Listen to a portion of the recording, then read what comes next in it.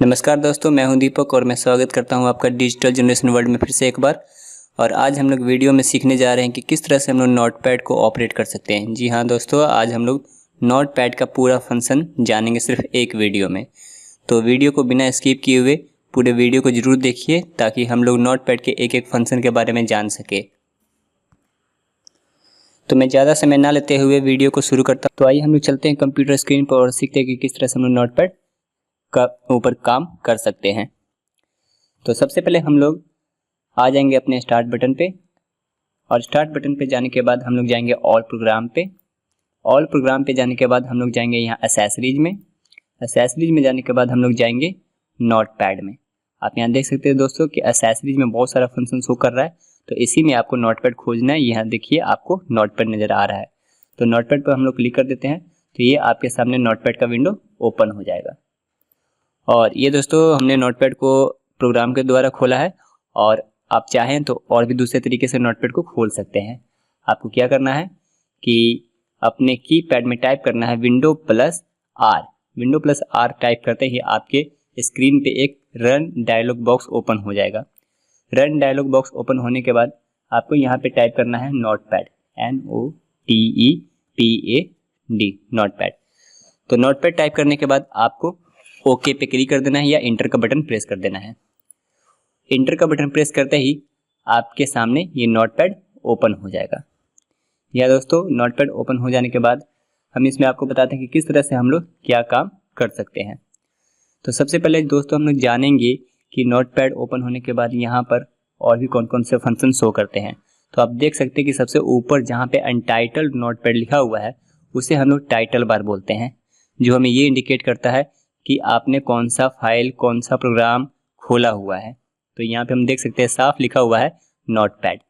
उसके बाद आप राइट साइड में देखेंगे तो यहाँ पे आपके सामने शो कर रहा है, इसे बोला जाता है मिनिमाइज बटन। आप अपने कर्सर को वहाँ पर लेकर जाएंगे तो वहाँ पर यह इंडिकेट भी हो जाता है कि आपका ये कौन सा बटन है। फिर उसके जस्ट बगल में हम देखते हैं तो वहाँ पे आपको दिखाता है रीस्टोर डाउन। तो इसमें दो बटन छुपा हुआ रहता है। अगर हम रीस्टोर डाउन करते हैं तो आपका ये जो नोटपैड का विंडो है ये साइज में थोड़ा छोटा हो जाएगा।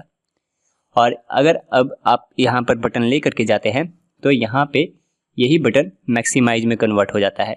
यानी कि अगर हम लोग मैक्सिमाइज पे क्लिक करते हैं तो ये आपका विंडो बड़ा हो जाता है। तो आप रीस्टोर और मैक्सिमाइज से अपने नोटपैड के विंडो को स्मॉल और लार्ज साइज में कन्वर्ट कर सकते हैं। नेक्स्ट है यहाँ पे क्लोज का बटन। यानी कि अगर आपको कोई काम नहीं करना है तो आप क्लोज बटन करके नोटपैड को बंद कर सकते हैं।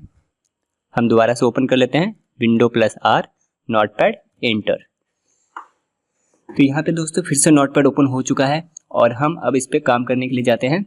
सबसे पहले हम लोग यहाँ पे देखते हैं मेनू। तो हमारे पास यहाँ पे फाइल मेनू है, एडिट मेनू है, फॉर्मेट मेनू है, व्यू मेनू है, हेल्प मेनू में है।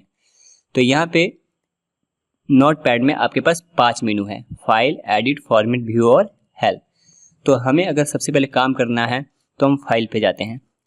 फाइल पे अब जब जाते हैं तो यहाँ पे आप देख सकते हैं कि आपके सामने न्यू है, open, save, save as, page setup, print, exit, और हर एक के सामने उसका शॉर्टकट की भी लिखा हुआ है।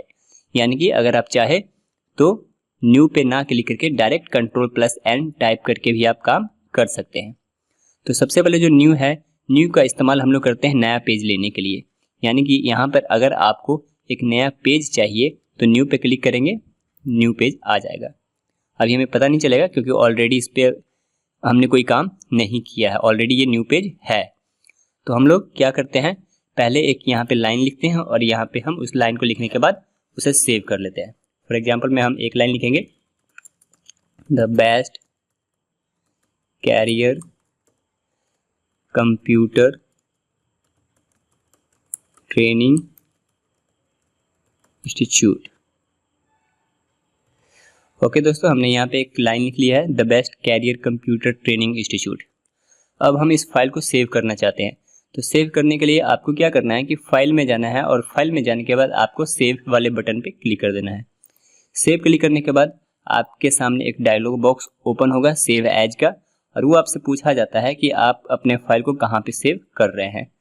तो यहाँ पे फाइल का नाम पूछा जा रहा है, तो हम यहाँ पे फाइल का नाम दे देते हैं। हमने इसका नाम मिटाया और नाम दे दिया BCCTI।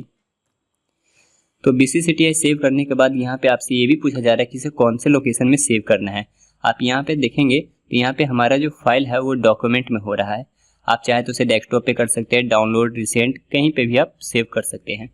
तो हम अपने फाइल को डेस्कटॉप पे डॉक्यूमेंट में सेव कर लेते हैं, सेव।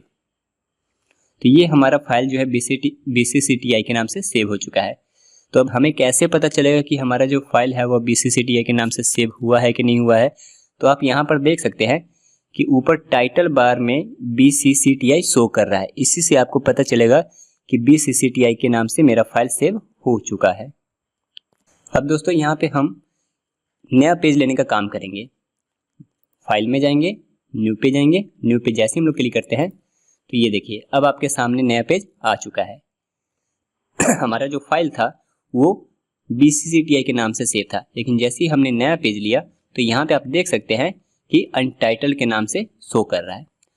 अब इसके बाद यदि हम चाहें तो अपने पुराने फाइल को खोल के देख सकते हैं। उसके लिए आपको क्या करना है कि फिर से फाइल मेनू में जाना है। फाइल मेनू में जाने के बाद आपको ओपन पे क्लिक करना है। ओपन पे क्लिक करने के बाद आप यहाँ पे देख सकते हैं डॉक्यूमेंट में मेरा एक फाइल शो कर रहा है BCCTI के नाम से। तो आपको BCCTI को चूज करना है और उसे ओपन कर देना है। जैसे ही मैं इसे ओपन करता हूँ आपके सामने फिर से BCCTI का फाइल ओपन हो चुका है और ये यहाँ पर सुरक्षित हो चुका है। तो दोस्तों आप यहाँ पे फाइल को सेव कर सकते हैं।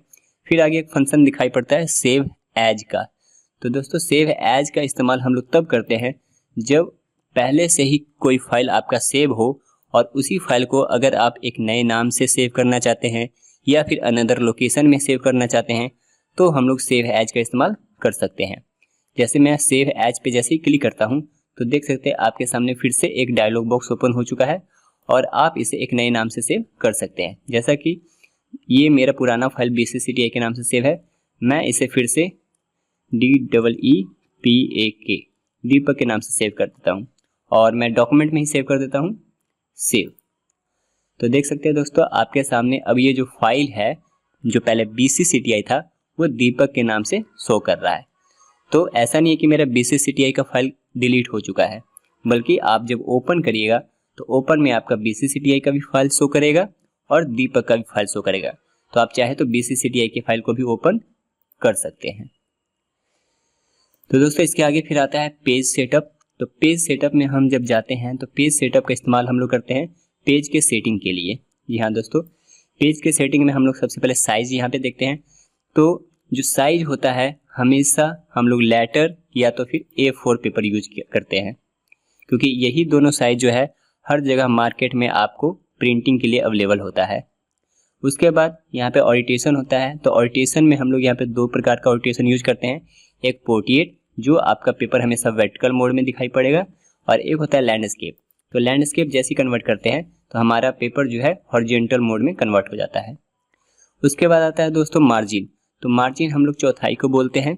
आप लेफ्ट साइड में, राइट साइड में, टॉप में, बॉटम में जितना भी आप मार्जिन चाहे रख सकते हैं। फॉर एग्जांपल यहाँ पे 1 इंच है लेफ्ट और राइट में, अगर मैं इसे कर देता हूँ 2 इंच, यहाँ पे मैंने टाइप किया 2, तो आप यहाँ पे देख सकते हैं कि पहले 1 इंच का स्पेस था लेकिन अब 2 इंच का स्पेस हो चुका है। मैं राइट में भी 2 इंच का स्पेस कर देता हूँ तो यहाँ पे आप देख सकते हैं कि यहाँ पे भी 2 इंच का स्पेस हो चुका है। यहाँ दोस्तों हेडर फुटर इसके बाद आता है। तो अगर आप चाहते हैं अपने पेज में हेडर फुटर लगाना, यानी कि आप एक पेज में लगा दें ऑटोमेटिकली वो आपके टोटल पेज में आ जाए, तो आप यहाँ पे लगा सकते हैं।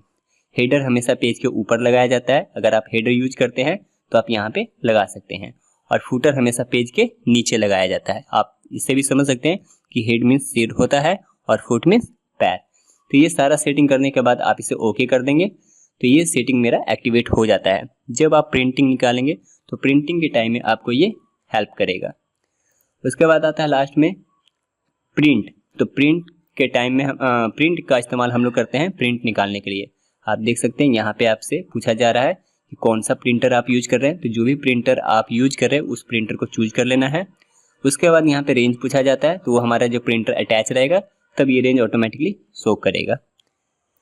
इसके बाद आ जाते हैं हम लोग लास्ट में एग्जिट। तो एग्जिट का इस्तेमाल हम लोग करते हैं क्लोज करने के लिए, जैसा कि आप यहाँ पे देख सकते हैं। और एग्जिट का शॉर्टकट की भी होता है Alt+F4। तो आप एग्जिट पे क्लिक कर देते हैं तो हमारा नोटपैड बंद हो जाएगा। तो मैं इसे दोबारा खोल लेता हूँ, Windows+R नोटपैड, इसे मैक्सिमाइज कर देते हैं और फिर से हम अपने पुराने वाले फाइल को ओपन कर लेते हैं।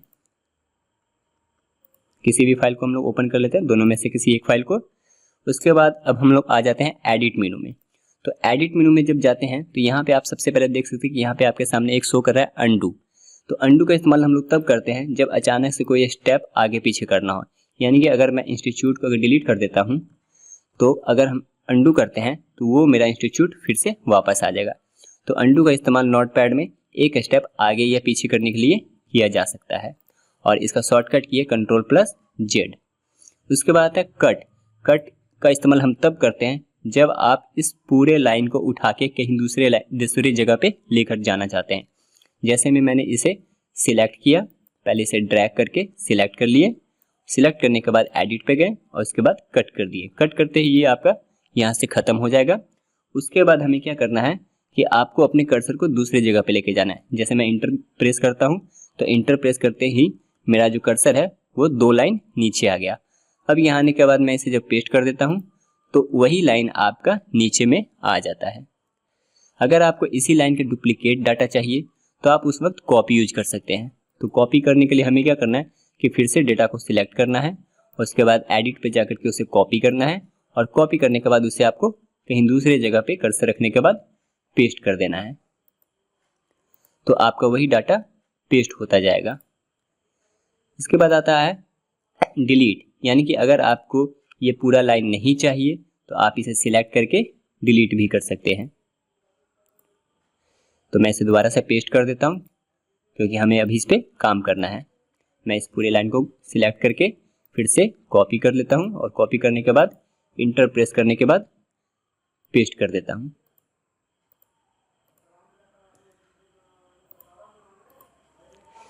अब आते आगे फाइंड। तो दोस्तों फाइंड एक बहुत ही बड़ा और महत्वपूर्ण फंक्शन है।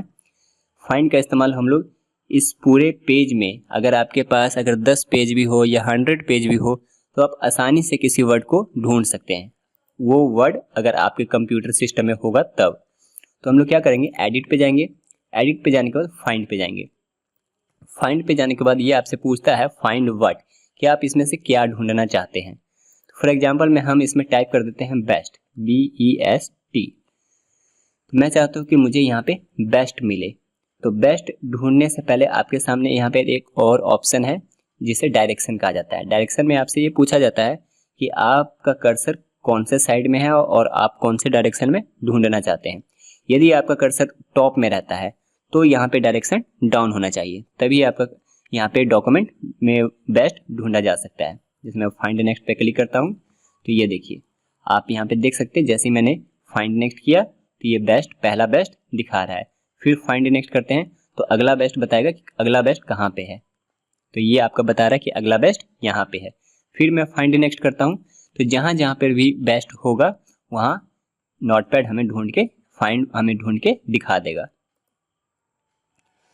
फिर उसके बाद यदि मैं डायरेक्शन को अप कर देता हूँ तो फिर ये ऊपर की ओर ढूंढना शुरू कर देता है। यहाँ दोस्तों उसके बाद फिर हम लोग आ जाते हैं नीचे फाइंड नेक्स्ट में। तो जो फाइंड में हम लोग एक बार टाइप कर चुके होते हैं, फाइंड नेक्स्ट उसी चीज को दोबारा से ढूंढता है, वो भी डायरेक्शन के अकॉर्डिंग। जैसे अभी अगर हम फाइंड नेक्स्ट करते हैं तो यहाँ पे कह रहे हैं कैन नॉट फाइंड बेस्ट। क्यों? क्योंकि हमारा कर्सर सबसे टॉप में है और एडिट में जाकर अगर फाइंड हम चेक करते हैं तो यहाँ पे आपको डाउन दिखा रहे हैं, यानी कि अब डाउन एक्टिवेट हो चुका है। हम एक बार कर देते हैं फाइंड नेक्स्ट और अब अगर आप फाइंड नेक्स्ट पे जाकर के क्लिक करते हैं तो आप देख सकते हैं कि आसानी से फाइंड नेक्स्ट काम कर रहा है। और दूसरे में इसका शॉर्टकट की होता है F3, यानी कि अगर आप F3 प्रेस करते हैं तो आसानी से आप इसे ढूंढ सकते हैं, यानी कि आपको बार बार एडिट मेनू में जाने का जरूरत नहीं पड़ेगा। फिर उसके बाद दोस्तों यहाँ पे आता है रिप्लेस। तो रिप्लेस भी एक बहुत ही महत्वपूर्ण फंक्शन है। रिप्लेस की मदद से आप यहाँ पर जितना भी डाटा है उसे आप बदल सकते हैं। यानी कि अगर आप चाहे तो यहाँ पे जो लिखा हुआ है बेस्ट, उन सभी बेस्ट को आप टेक्स्ट में वो एक क्लिक पे चेंज कर सकते हैं। उसके लिए आपको करना क्या है, अपने कर्सर को शुरू में रख दीजिए, उसके बाद आप एडिट मेनू में जाइए, एडिट मेनू में जाने के बाद आप रिप्लेस पे जाइए। रिप्लेस में जाने के बाद आपसे यहाँ पूछा जाएगा फाइंड व्हाट और रिप्लेस विद। तो फाइंड व्हाट में आपको वो लेटर टाइप करना, वो वर्ड टाइप करना है जिससे आप बदलना चाहते हैं। फॉर एग्जाम्पल में यहाँ पे ऑलरेडी पहले से बेस्ट टाइप है तो मैं बेस्ट को टेस्ट में करना चाहता हूँ, तो यहाँ रिप्लेस विद है रिप्लेस विद में हम डाल देंगे टेस्ट, TEST।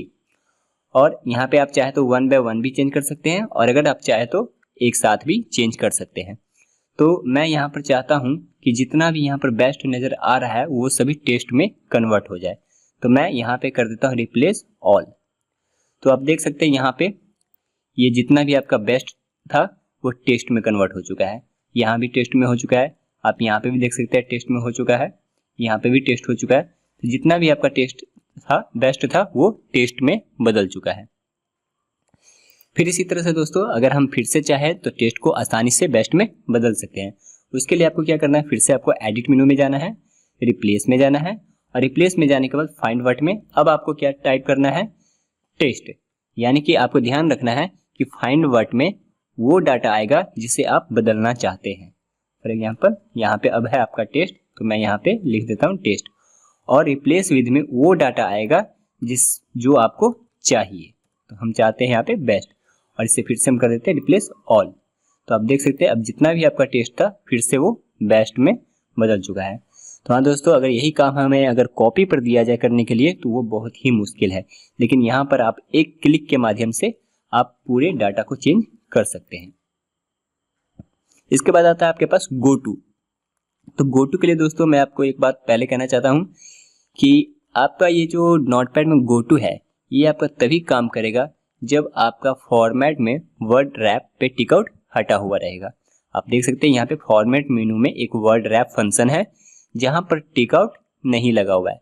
अगर मैं यहाँ पे टिकआउट लगा देता हूँ, बस आपको एक बार क्लिक करना है, तो आप दोबारा चेक करेंगे तो यहाँ पे टिकआउट लगा हुआ है। और एडिट मेनू में अगर आप जाके चेक करिएगा तो यहाँ पे आपका गो टू काम नहीं करेगा।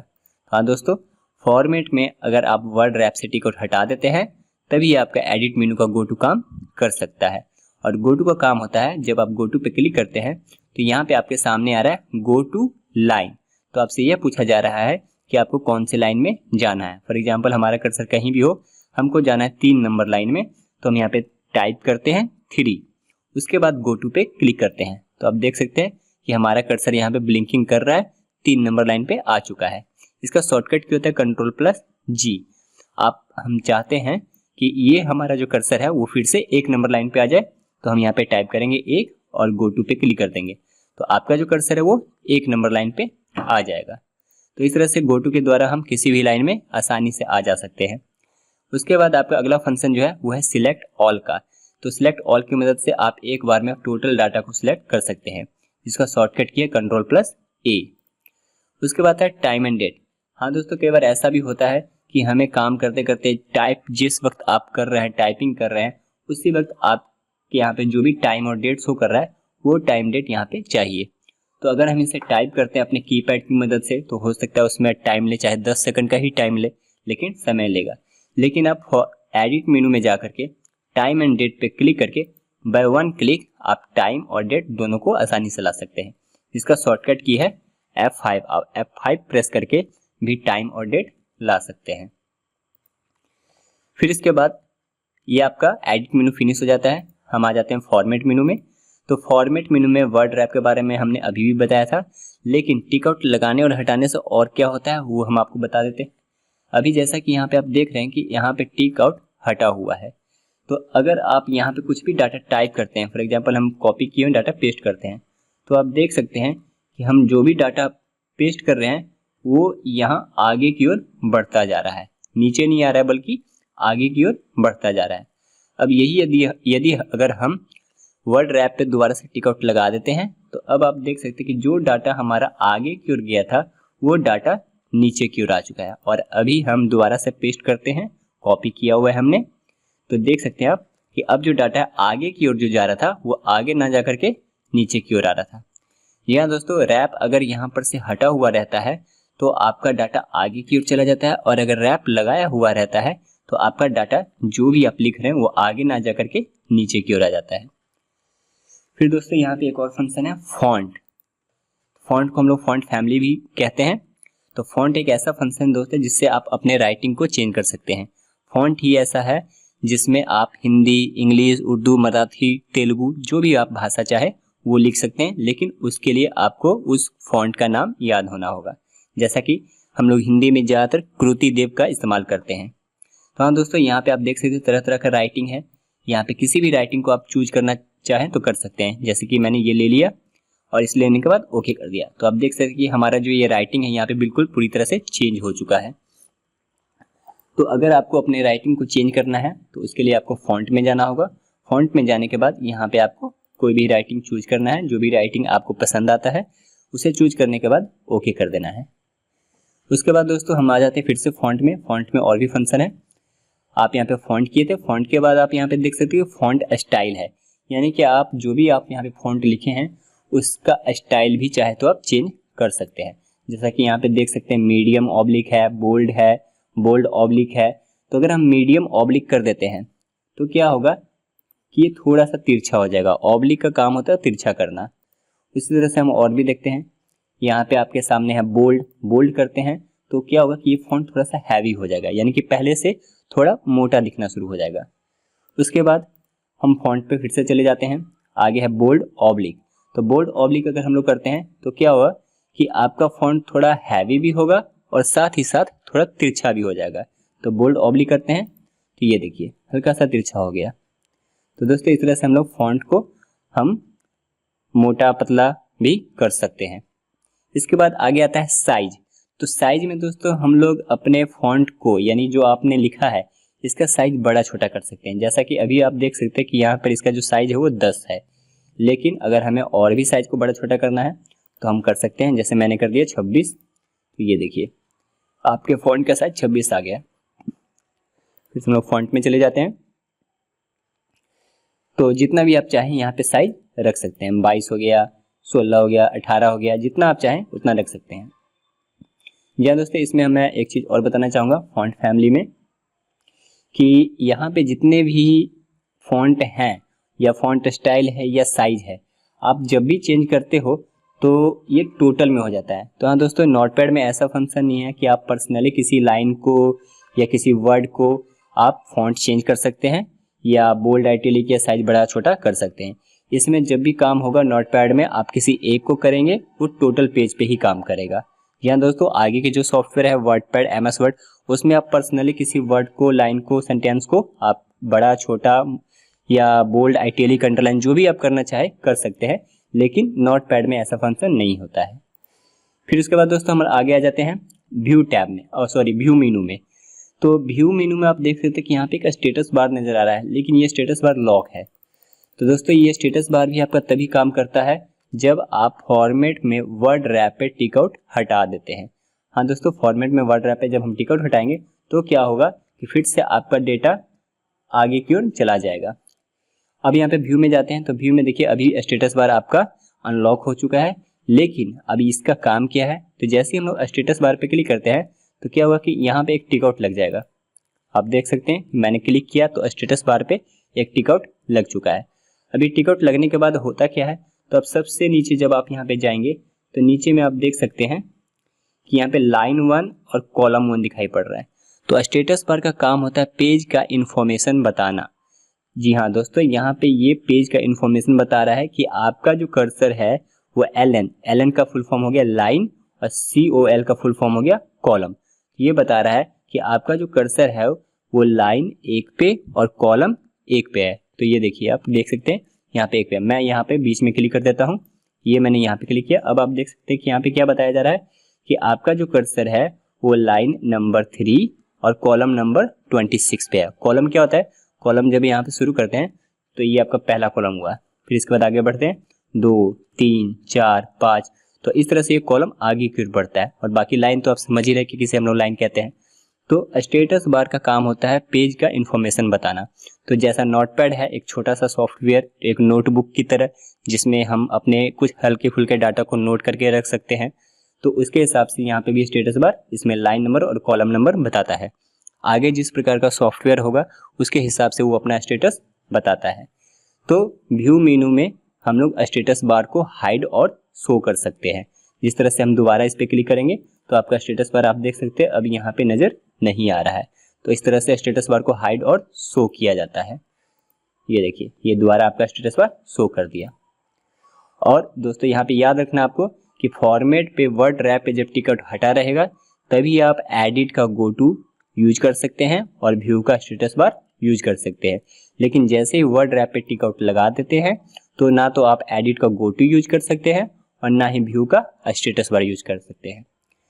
यहाँ दोस्तों तो ये जो 4 मेनू थे वो आपके इंपॉर्टेंट मेनू थे। हेल्प आप खुद से यूज कर सकते हैं। हेल्प में अगर हम लोग जाते हैं तो व्यू हेल्प में जब आप क्लिक करेंगे तो यहाँ पे आपके सामने एक विंडो हेल्प एंड सपोर्ट का ऑप्शन खुल जाता है, जिसमें आप 1 बाय 1 खुद यहाँ देख सकते हैं लिखा हुआ है what is notepad, how do I open notepad. तो आपको बहुत सारा स्टेप बाय स्टेप आप यहाँ से भी सीख सकते हैं। तो दोस्तों इस तरह से हम लोग नोटपैड के बारे में जान चुके हैं पूरे फंक्शन को कि किस तरह से आपका नोटपैड वर्क करता है। हाँ दोस्तों, तो अगर आपको ये वीडियो अच्छा लगा हो, आपको सीखने का मौका मिला हो, तो इस वीडियो को लाइक ज़रूर करिएगा और इस वीडियो को शेयर भी ज़रूर करिएगा और सब्सक्राइब भी ज़रूर करिएगा, ताकि मैं और भी वीडियो आपके सामने लेकर आता रहूं और वीडियो को बनाते रहें हम लोग।